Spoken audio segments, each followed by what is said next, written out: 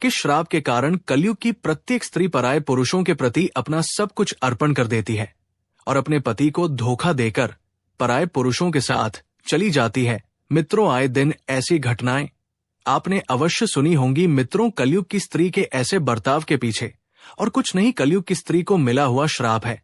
इसके पीछे एक गढ़ रहस्य है। मित्रों, चलो मैं आप सभी को एक कथा के माध्यम से बताता हूं कि ऐसा क्यों होता है।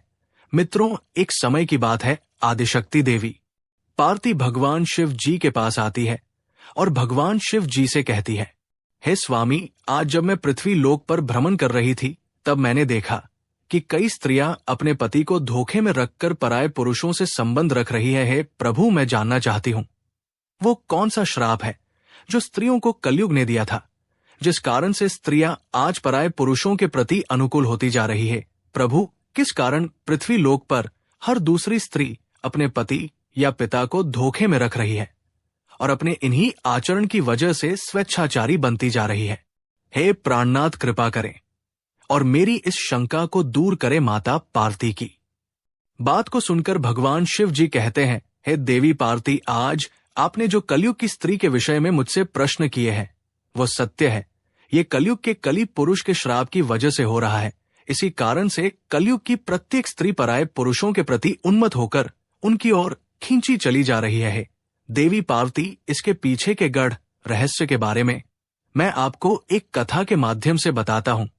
मित्रों, कथा शुरू करने से पहले जो माताएं, बहनें व मित्र बंधु इस वीडियो को देख रहे हैं, मैं उन सभी माताओं, बहनों एवं अपने भाइयों के लिए भगवान श्री नारायण से विनती करता हूं कि हे नारायण भगवान, इस वीडियो को पूरा देखने वाले सभी मनुष्यों पर अपनी कृपा दृष्टि बनाए रखना और जो भी मनुष्य इस वीडियो को लाइक करके कमेंट में जय श्री हरि विष्णु लिखे, उसके जीवन को खुशियों से भर देना और चैनल को सब्सक्राइब करना मत भूलना। अब भगवान शंकर जी माता पार्वती जी से कहते हैं कि हे देवी पार्वती, मेरा आपसे निवेदन है कि आप इस कथा का श्रवण और प्रसार अवश्य करें ताकि हर एक पति पत्नी के बीच प्रेम और स्नेह की कभी कमी ना हो और वे हमेशा एक दूसरे के प्रति एक निष्ठ काम भाव रखें। मित्रों, अब भगवान शिव जी कहते हैं, हे देवी पार्वती, ये एक सत्य घटना पर आधारित है। जब कलयुग शुरू हो रहा था, सोनभद्र देश में नल नाम के एक राजा थे। वे रूप और गुणों से परिपूर्ण होने के साथ साथ सभी तरह के अस्त्रों शस्त्रों में उन्हें महारत प्राप्त थी, किंतु उनकी एक बहुत बुरी आदत थी। उन्हें शतरंज खेलने की बुरी आदत थी। उसी काल में विदर्भ देश पर भीष्म नाम के एक राजा राज्य करते थे। उन्होंने दमन राक्षस को प्रसन्न करके उनसे वरदान के रूप में 4 संतानें प्राप्त की थी, जिसमें से 3 पुत्र और 1 कन्या थी। पुत्रों के नाम थे दम, दान, दमन और पुत्री का नाम दमयंती था। दमयंती देवी लक्ष्मी के समान रूपवती थी। उनके सारे गुण बिल्कुल वैसे ही थे जैसे एक सद्गुण संपन्न स्त्री की होती है। ऐसा भी माना जाता है कि उस समय तीनों लोकों में दमयंती के समान कोई भी कन्या सुंदर नहीं थी। मित्रों, अब भगवान शिव जी कहते हैं, हे देवी पार्वती, एक दिन की बात है, राजा नल अपने राज महल के उद्यान में टहल रहे थे। उसी समय उनकी नजर कुछ हंसों पर पड़ी। वो हंस बहुत ही खूबसूरत थे। उनमें एक बहुत ही सुंदर हंस था। वो मानो स्वर्ग के पक्षी के समान जान पड़ रहा था। राजा नल ने उस सुंदर हंस को पकड़ लिया।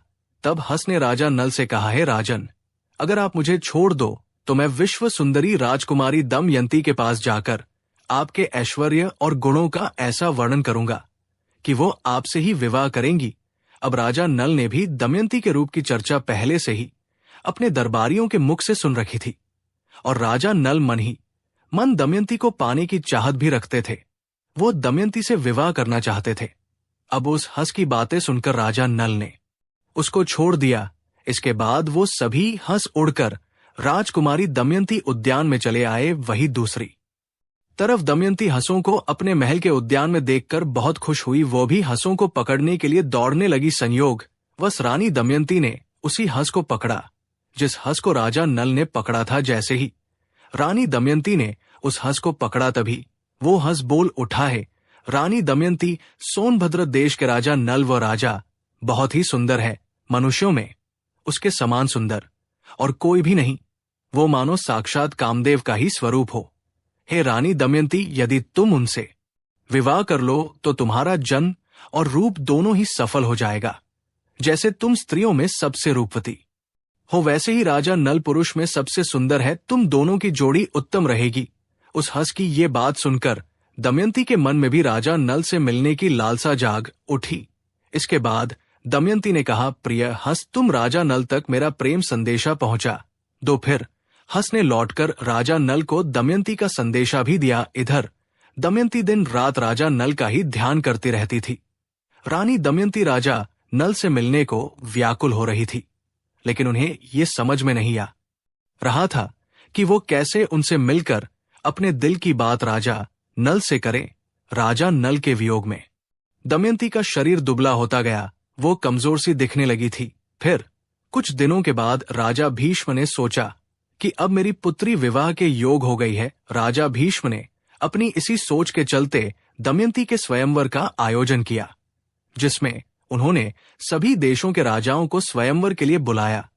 अब स्वयंवर का निमंत्रण मिलने के बाद सभी देश के राजा वहां पहुंचने लगे। उधर जब देवर्षि नारद से सभी देवताओं को भी दमयंती के स्वयंवर का समाचार मिला, तो देवराज इंद्र और सभी लोकपाल विदर्भ देश के लिए निकल पड़े। इधर राजा नल को भी संदेशा भेजा गया था, तो वो भी तुरंत ही दमयंती के स्वयंवर के लिए चल पड़े। अब नल के रूप को देखकर इंद्र ने रास्ते में ही अपने विमान को खड़ा कर दिया।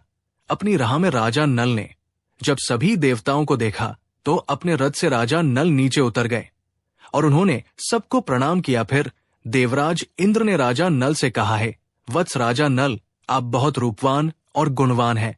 कृपा करके आप हम लोगों के दूत बन जाइए और आप हमारे दूत बनकर दमयंती के पास चले ले जाइए और वहां पर कहिए कि हे सुंदरी दमयंती, इंद्र, वरुण, अग्नि, कुबेर और यम देवता तुम्हारे पास आकर तुमसे विवाह करना चाहते हैं। इनमें से तुम जिसे चाहो उस देवता को अपना पति स्वीकार कर लो। ये सुनने के बाद नल ने अपने दोनों हाथ जोड़ते हुए देवताओं से कहा कि हे प्रभु, मैं एक दूत बनकर वहां कैसे जा सकता हूं, जबकि मेरा और आप लोगों का वहां जाने का एक ही उद्देश्य है। इसीलिए मैं आपका दूत बनकर वहां नहीं जा सकता। आप लोग मुझे क्षमा कीजिए। तब देवताओं ने कहा है, नल, तुम देवताओं का कहां टाल रहे हो? फिर सोच लो। देवराज इंद्र की ऐसी कठोर वाणी सुनकर राजा नल देवताओं के दूत बनने को तैयार हो गए और उन्होंने देवराज इंद्र की आज्ञा से राजमहल में प्रवेश किया। राजा नल के महल में प्रवेश करते ही दमयंती और उसकी सहेलियां भी नल के रूप को देखकर मुग्ध हो गई और शर्म के मारे कुछ ना बोल पा रही थी। तब नल ने कहा, मैं यहां देवताओं का दूत बनकर आया हूं। दमयंती, स्वर्ग के देवता तुम्हारे साथ विवाह करना चाहते हैं। तुम किसी भी एक देवता को चुन लो और उनसे विवाह कर लो। यही संदेश लेकर मैं तुम्हारे पास आया हूं। मैं यहां आज कोई राजा बनके तुम्हारे पास नहीं आया हूं।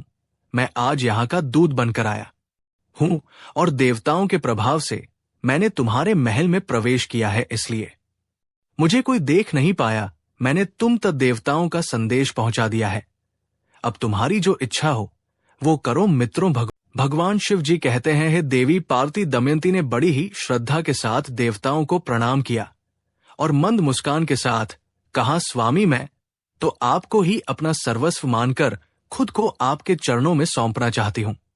जिस दिन से मैंने हंसों की बात सुनी है, तब से मैं आपसे मिलने के लिए व्याकुल हो रही हूं।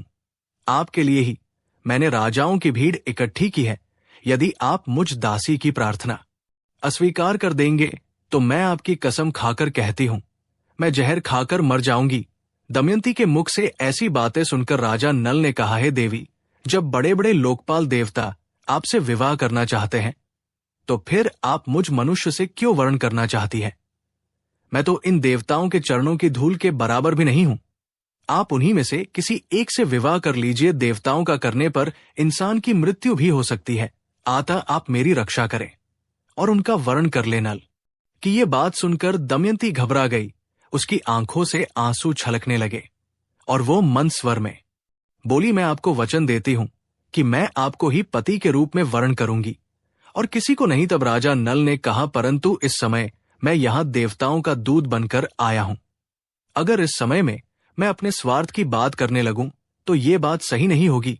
मैं तुमसे विवाह कर सकता हूं, लेकिन जब वो धर्म के विरुद्ध ना हो। तभी राजकुमारी बोली, इसके लिए मेरे पास एक उपाय है, उसके अनुसार काम करने पर आपको दोष भी नहीं लगेगा और हमारा विवाह भी संपन्न हो जाएगा। अब दमयंती राजा नल से कहती है कि देखिए, उपाय ये है कि आप सभी अन्य राजाओं के साथ स्वयंवर मंडप में आए और मैं आपको ही वरमाला डाल दूंगी। रानी दमयंती की ये बात सुनकर राजा नल वापस देवताओं के समक्ष पहुंच गए और देवताओं के पूछने पर उन्होंने बताया कि वे रानी के पास तो दूत बनकर ही गए थे, लेकिन रानी दमयंती और उनकी सखियां सभी मुझ पर ही मोहित हो गई है और आप लोगों के प्रस्ताव को उनके सामने रखने के बाद भी वे मुझे ही वरण करना चाहती है। अब कुछ समय बाद स्वयंवर की घड़ी आ ही गई। राजा भीष्म ने सभी को स्वयंवर सभा में बुलाया। सभी राजा अपने अपने स्थान पर आकर बैठ गए। जब सभी राजा अपनी अपनी जगह पर बैठ गए, तभी दमयंती भी आ गई। सभी राजाओं का परिचय दिया जाने लगा। तभी एक कतार में दमयंती को एक ही स्थान पर नल के समान हूबहू दिखने तथा वैसे ही वेशभूषा वाले 5 राजकुमार खड़े दिखाई दिए। तब वो हैरान हो गई और मन ही मन विचार करने लगी कि इन 5 में से राजा नल को अब मैं कैसे पहचानूं। अब रानी दमयंती समझ गई कि ये देवताओं की रची गई माया है। कुछ समय के बाद अंत में दमयंती ने निश्चय किया कि इस समस्या से बाहर निकलने के लिए मुझे कुछ करना होगा। तब उसने कुछ सोचा और वह देवताओं से ही सहायता मांगने लगी और अपने हाथ जोड़कर देवताओं की स्तुति करने लगी। और रानी दमयंती कहने लगी, है देवताओं, हंस के मुंह से नल का वर्णन सुनकर मैंने उन्हें ही पति के रूप में वर्ण कर लिया था और उन्हीं को पाने के लिए मैंने ये स्तुति शुरू की है। देवताओं, मुझ पर कृपा करें, आप लोग अपने साक्षात रूप में आ जाइए जिससे मैं राजा नल को पहचान सकूं। देवताओं ने प्रसन्न होकर उसे ऐसी शक्ति दी जिससे वह देवता और मनुष्य में अंतर कर सके। तत्पश्चात वो राजा नल के गले में माला डालकर उन्होंने नल का वर्ण कर लिया। अब इधर स्वयंवर पूरा होने के बाद देवता वापस स्वर्ग की ओर जाने लगे। उसी समय उनको मार्ग में कलयुग और द्वापर युग से भेंट हो जाती है। तब इंद्र ने पूछा, है कलयुग कहाँ जा रहे हो? तब कलयुग ने कहा, मैं दमयंती के स्वयंवर में उससे विवाह करने के लिए जा रहा हूं। कलयुग की इस बात को सुनकर देवलोक के राजा इंद्र ने बताया, अरे कलयुग स्वयंवर तो कब का पूरा हो गया। दमयंती ने राजा नल का वर्णन भी कर लिया है, हम सब लोग तो बस देखते ही रह गए। ये सुनकर कलयुग बोला, ये तो अनर्थ हो गया। उसने देवताओं का घोर अपमान किया है, इसीलिए उसे इस अपराध का दंड अवश्य मिलना चाहिए। तभी देवता ने कहा, दमयंती ने हमारी आज्ञा प्राप्त करके ही नल को वर्ण किया है। कलयुग वास्तव में नल सर्वगुण संपन्न और उसके योग्य वर है। राजा नल धर्म के बहुत बड़े जाता है, इसीलिए पुण्यवान ब्राह्मण को श्राप देना नरक में गिरने के समान है और ये एक महापाप भी है। मित्रों, भगवान शिव कहते हैं, हे देवी पार्वती, ऐसा कहकर देवता आगे बढ़ गए। लेकिन कलयुग और द्वापर इसी विषय पर बात कर रहे थे। कलयुग ने द्वापर से कहा, मैं अपना क्रोध शांत नहीं कर सकता, इसीलिए मैं नल के शरीर में निवास करूंगा और उसे मैं राज्य विहीन कर दूंगा। उस स्थिति में वह दमयंती के साथ नहीं रह सकेगा। उसे शतरंज का बड़ा शौक है, इसीलिए तुम भी शतरंज के पासों में प्रवेश करके मेरी सहायता करना। और द्वापर ने भी उसकी बात मान ली। इसके बाद द्वापर और कलयुग दोनों ही नल की राजधानी गए, लेकिन कलयुग को नल के शरीर में प्रवेश करने का कोई मार्ग नहीं मिल रहा था। वो सिर्फ एक अवसर चाहता था नल के शरीर में प्रवेश करने का। इसी तरह समय बीतता गया, लेकिन कलयुग कुछ ना कर पाया। फिर 16 वर्ष के पश्चात जब एक दिन राजा नल संध्या के समय लघु शंका से निवृत्त होकर बिना हाथ पैर धोए भोजन करने बैठ गए। अब कलयुग ने ये अपवित्र अवस्था देखकर राजा नल के शरीर में प्रवेश कर लिया। वही कलयुग दूसरा रूप धारण करके राजा नल के भाई जो अलग रहकर अपना राज्य चला थे, उनका नाम पुष्कर था। वो पुष्कर के पास गया और उसने कहने लगा, तुम नल के साथ शतरंज का खेल खेलो, मैं वचन देता हूं। मैं निश्चित ही तुम्हें राजा नल का राज्य जिताने में तुम्हारी पूरी मदद करूंगा। जब पुष्कर ने कलयुग की बात सुनी तो उसे लालच आ गया। राज्य की लालसा में आकर पुष्कर ने कलयुग की बात मान ली और पुष्कर राजा नल के पास शीघ्र ही चला आया। जब पुष्कर ने राजा नल को जुआ खेलने के लिए ललकारा तो राजा नल दमयंती के सामने उसकी ललकार सहन ना कर सके। अब राजा नल ने शतरंज खेलने का निश्चय किया। फिर खेल प्रारंभ हुआ, उस समय राजा नल के शरीर में कलयुग प्रवेश कर चुका था और पासों में द्वापर प्रवेश कर चुका था। इसीलिए नल जो कुछ भी जुए में लगाता गया वो सब कुछ हारता गया। जब राजा नल की प्रजा और मंत्रियों को ये बात पता चली तब उन्होंने राजा नल को रोकना चाहा, लेकिन वे सब कुछ हारने तक नहीं रुके जब मंत्रियों ने रानी दमयंती को राजा नल को रोकने का संदेश पहुंचाया। तब दमयंती ने राजा नल से कहा है, स्वामी, आपकी सारी प्रजा आपके दुख के कारण अचेत हुई जा रही है। इतना कहकर दमयंती भी रोने लगी, लेकिन राजा नल कलयुग के वश में होने के कारण उसकी एक बात भी नहीं सुन पा रहे थे और शतरंज खेलते रहे द्वापर का पासों पर नियंत्रण था। इसलिए राजा नल जो भी पासे फेंकते थे वो पाशे उनके प्रतिकूल ही पड़ते थे। जब दमयंती ने ये सब देखा तो राजा नल के सारथी को बुलाकर बच्चों को रथ में बिठाकर कुंडी नगर को भेज दिया। इसके बाद पुष्कर ने राजा नल का सारा धन शतरंज के खेल में जीत लिया था। अब राजा नल के पास शतरंज में लगाने के लिए और कुछ नहीं था। अब पुष्कर बोला, क्या तुम्हारे पास दाव पर लगाने के लिए कुछ और भी है? अगर तुम दमयंती को दाव पर लगाने के लायक समझो तो उसे भी लगा सकते हो, बदले में मैं तुम्हें सब कुछ वापस लौटा दूंगा। लेकिन राजा नल ने दमयंती को दाव पर नहीं लगाया।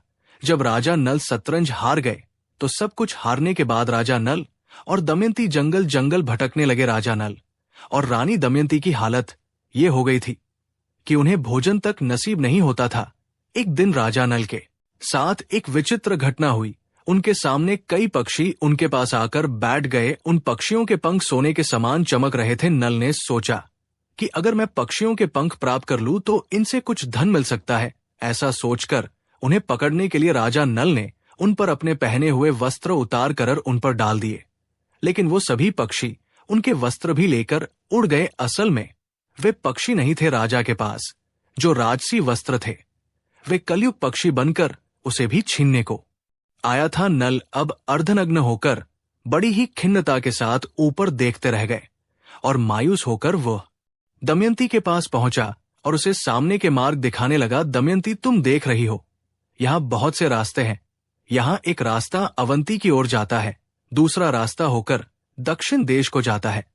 सामने विंध्याचल पर्वत है और ये कौशल देश का मार्ग है। राजा नल का दुख और लाचारी देखकर दमयंती आंसुओं से भर गई और रानी दमयंती ने राजा नल से कहा, क्या आपको लगता है कि मैं आपको छोड़कर अकेली कहीं जा सकती हूं? मैं आपके साथ रहकर ही आपके दुखों को बांटना चाहती हूं। दुख में आपका साथ देना मेरा पहला धर्म है।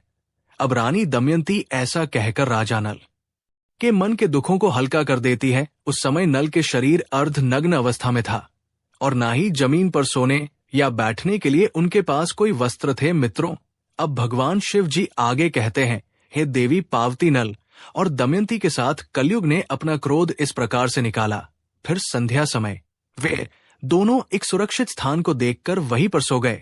कुछ समय बाद नल गहरी सोच में पड़ गया और मन ही मन सोचने लगता है कि दमयंती तो मुझसे बड़ा प्रेम करती है, प्रेम के कारण ही उसे इतना दुख झेलना पड़ रहा है।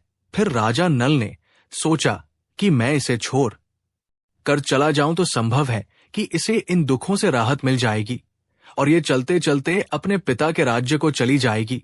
ये सोचकर उसने दमयंती की साढ़ा कर अपना शरीर ढक ली और जब दमयंती गहरी निद्रा में थी तब नल उसे छोड़कर दमयंती के पास से निकल गए। दरअसल शरीर में कलयुग का प्रवेश होने के कारण राजा नल की बुद्धि नष्ट हो गई थी, इसीलिए वे अपनी पत्नी को वन में अकेला छोड़कर वहां से चले गए थे। जब दमयंती की नींद टूटी तब उसने देखा कि राजा नल वहां नहीं है। ये देखकर वो चौंक गई और राजा नल को पुकारने लगी। जब दमयंती को राजा नल बहुत देर तक दिखाई नहीं पड़े तो वो जोर जोर से रोने लगी और भटकती हुई जंगल के बीच पहुंच गई। वहां एक बड़े से अजगर ने दमयंती पर हमला कर दिया। तब दमयंती चिल्लाने लगी। तब उसके स्वर एक शिकारी के कान में पड़े। वो उधर ही घूम रहा था। वो दौड़कर वहां आया और जब उसने देखा कि एक सुंदर औरत पर एक अजगर हमला करने वाला है तो ये देखकर शिकारी ने तेज बाणों से उस अजगर का मुंह चीर डाला। फिर उसने दमयंती को अजगर से छुड़ाकर सहारा देकर भोजन करवाया। पश्चात उसने पूछा कि तुम कौन हो, किस कष्ट के कारण तुम इस वन में भटक रही हो? ऐसा पूछने के बाद वो शिकारी दमयंती की सुंदरता को देखकर वो शिकारी उस पर अत्यंत मोहित हो गया था। वो दमयंती से मीठी मीठी बातें करके उसे अपने वश में करने की कोशिश करने लगा। दमयंती को उसके मन के भाव समझ में आ गए थे। दमयंती ने उसकी वासना को बहुत रोकना चाहा, लेकिन जब वो किसी भी प्रकार से नहीं माना, तब रानी दमयंती ने उस शिकारी को श्राप दे दिया कि मैंने राजा नल के अलावा किसी और का भी चिंतन कभी नहीं किया है, और अगर ये सत्य हो तो ये शिकारी अभी भस्म होकर मर जाए। ये मेरा शाप है। दमयंती के इतना कहते ही उस शिकारी के प्राण पखेरु उड़ गए। उसके मर जाने के बाद दमयंती उस भयंकर वन में खो चुकी थी। फिर एक दिन रास्ते में मिले लोगों से दमयंती पूछती हुई उत्तर की ओर बढ़ने लगी। भटकते हुए 3 दिन और 3 रात बीत गए, और फिर वो अगले दिन शाम के समय राजा सुबा के राज्य में जा पहुंची। वहां उसे सब लोग पागल समझ रहे, बच्चे उसे परेशान कर रहे थे। तभी उस राज्य की राजमाता की नजर दमयंती पर पड़ी। राजमाता ने अपनी दासी से कहकर उसे अपने पास बुलवा लिया और उससे पूछा है, सुंदरी तुम कौन हो और ऐसे घूमते हुए तुम्हें डर नहीं लगता है क्या? तब दमयंती ने कहा, मैं एक पतिव्रता स्त्री हूं, मैं कुलीन हूं और मैं एक राजा की धर्म पत्नी हूं। तब रानी ने कहा, ठीक है, तुम महल में ही रह जाओ। तब दमयंती ने कहा कि मैं यहां रह तो जा, पर मेरी 3 शर्तें हैं। मैं झूठा नहीं खाऊंगी, कभी भी पैर नहीं धुल, पराए पुरुषों से कोई मतलब नहीं रखूंगी। अगर आपको शर्तें मंजूर हैं तो ही मैं यहां रुकूंगा। माता उसकी इन तीनों बातों को मान जाती है। मित्रों, अब आगे भगवान शिव कहते हैं, हे देवी पार्वती, वही दूसरी तरफ राजा नल जंगल में भटक रहे थे, तो कारण वश आकाशीय बिजली गिरने से उस समय जंगल में आग लग गई थी। तभी नल को किसी के चिल्लाने की आवाज, तो वो उस तरफ दौड़ पड़ा। वहां पहुंचकर राजा नल ने देखा कि नागराज कुंडली मारकर बैठे हुए हैं। उसने राजा नल से कहा, राजन, मैं कर्क कोटक नाम का सर्प हूं।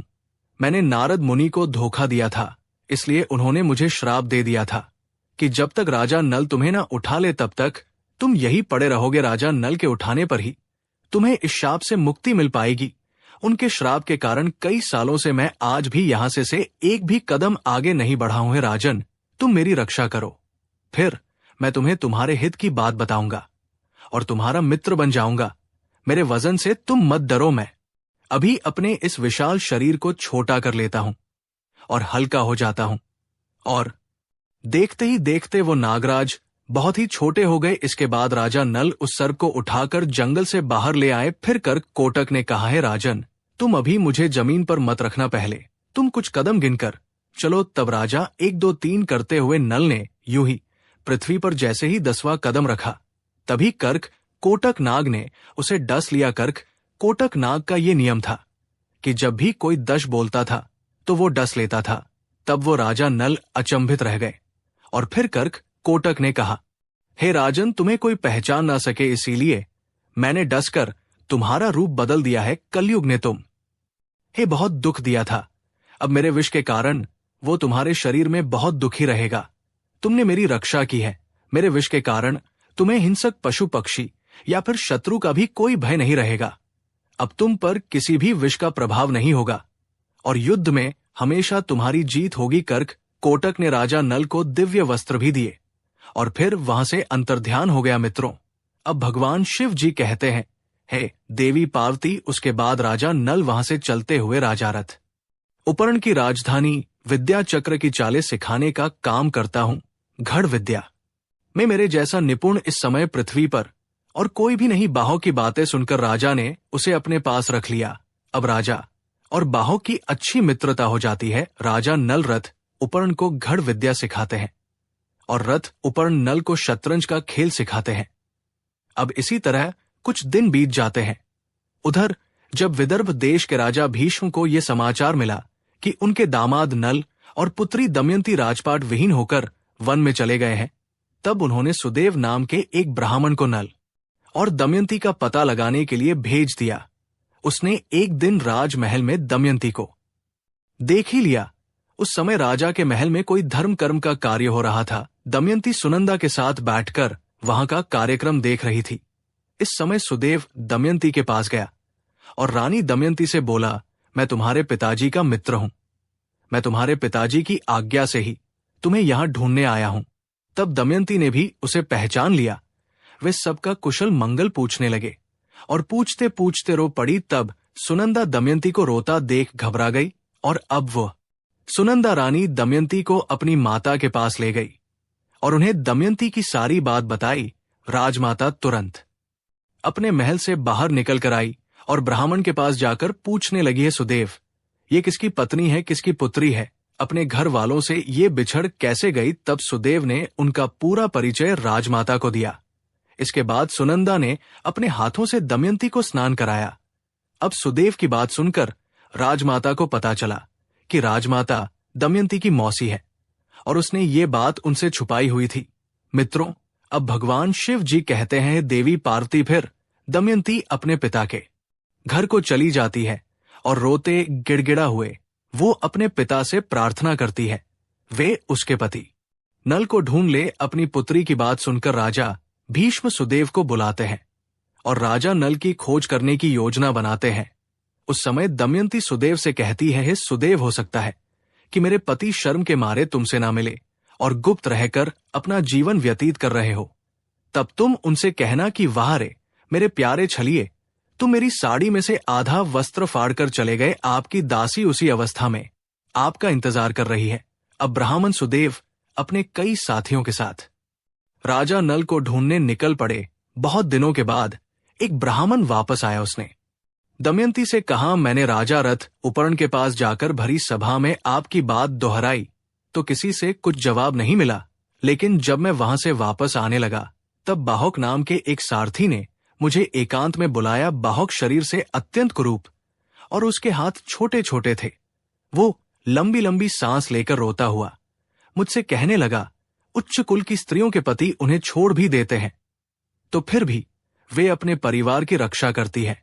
क्या मति भ्रष्ट करने वाला पुरुष उस समय विपत्ति के कारण दुखी और अचेत था, इसीलिए उस पर क्रोध करना उचित नहीं समझा। जब वह अपनी प्राण रक्षा के लिए जीविका चला रहा था तब पक्षी भी उसके वस्त्र लेकर उड़ गए। जब ब्राह्मण ने इन बातों को दमयंती से कहा तब उसकी आंखों में आंसू भर गए। रोते हुए उसने अपनी माता को सारी बात बताई।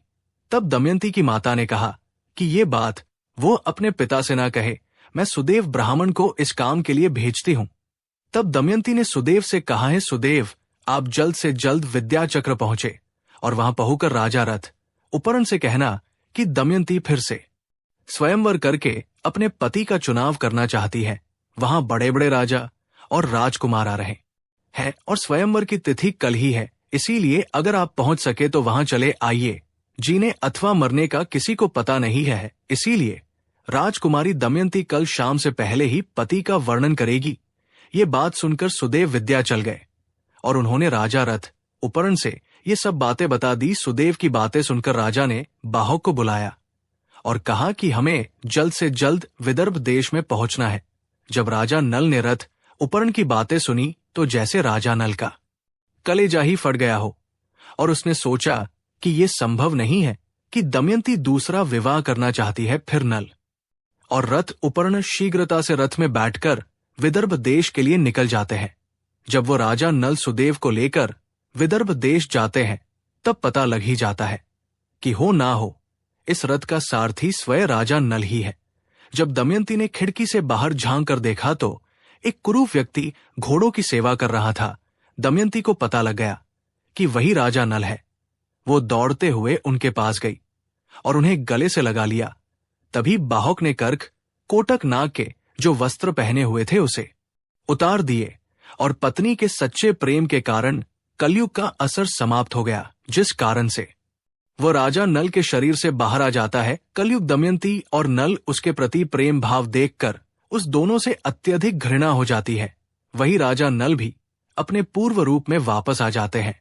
मित्रों, अब भगवान शिव जी कहते हैं, हे देवी पार्वती, किंतु अभी भी द्वापर युग का काल थोड़ा शेष था, जिस कारण से कली नल और दमयंती को अपने वशीभूत नहीं कर पाया और उसने क्रोधित होकर दमयंती को उसने श्राप दिया कि हे दमयंती, आज तो तुम मेरे वशीभूत नहीं हो पाई, अपितु मैं कलयुग की समस्त नारियों को ये श्राप देता हूं। मित्रों, स्त्रियों का दूसरों के प्रति उन्मुख होना कलयुग का दिया हुआ श्राप है। अब भगवान शिव जी कहते हैं, हे देवी पार्वती, अब मैं आपके सारे प्रश्नों के उत्तर देता हूं कि कौन सा श्राप है जो कलयुग ने स्त्रियों को दिया था। है देवी पार्वती कलयुग दमयंती को श्राप देते हुए कहता है, जब स्त्रियां आलसी बन जाएंगी, देर से उठेगी, पति के साथ ही भोज करेगी, जब वे अपने पति से कभी भी संतुष्ट नहीं रहेंगी, अवगुण और अधिक धन की लालची बन जाएगी, आतः कलयुग में स्त्रियों का राज हो जाएगा हर घर की। पुत्र वधू काम के लिए घर से बाहर जाएगी, धन की प्राप्ति होने से वह चारणी बन जाएगी, उन्हें पति से ज्यादा पराये पुरुष अधिक पसंद आएंगे, वे सही समय पर विवाह नहीं करेंगी तथा स्त्री को जो मां बनने का वरदान मिला है उसका भी अपमान करेगी और स्वयं बच्चे को जन्म देना नहीं चाहेगी। है देवी पार्वती कलयुग की स्त्री कम वस्त्र परिधान करेंगी, उनका प्रेम भी झूठा होगा, बाल कटवाएगी, ठीक से बच्चों और परिवार की परवरिश नहीं करेंगी तथा अपने घर के वृद्ध लोगों को घर से बाहर निकाल देगी। कुंवारी कन्या जो कि स्वयं देवी का स्वरूप है, वो भी विवाह से पहले ही गर्भवती हो जाएंगी, उनका पूजा पाठ में मन नहीं लगेगा, केवल दिखावे के लिए ईश्वर की पूजा करेंगी, किंतु जो लोग धर्म का पालन करते हुए ईश्वर का नाम स्मरण करते रहेंगे उन्हें मुक्ति मिल जाएगी। जो स्त्री पति और ईश्वर सेवा सच्चे मन से करती है वो देवी समान पूजनीय रहेगी, उन पर मेरा आशीर्वाद सदैव बना रहेगा। मित्रों, यही कारण है कि कलयुग की प्रत्येक स्त्रियां पराये पुरुषों के साथ व्यभिचार करती है और अपने पति से लड़ती है, उसमें उनका कोई दोष नहीं होता है, क्योंकि कलयुग की प्रत्येक स्त्री के से व्यवहार के पीछे कलयुग का दिया हुआ श्राप शामिल है। मित्रों, आशा करता हूं कि आपको हमारे द्वारा सुनाई गई सच्ची कथा आपको पसंद आई होगी। मित्रों, अगर आपको कथा पसंद आई हो तो इस वीडियो को लाइक अवश्य करना, साथ ही इस वीडियो को अपने परिवार के सभी मित्रों बंधुओं के साथ शेयर भी अवश्य करना। और जो लोग हमारे चैनल पर नए हैं वो सभी इस चैनल को भी सब्सक्राइब अवश्य कर लेना। मित्रों, वीडियो को यहां तक देखने के लिए आप सभी का दिल से धन्यवाद।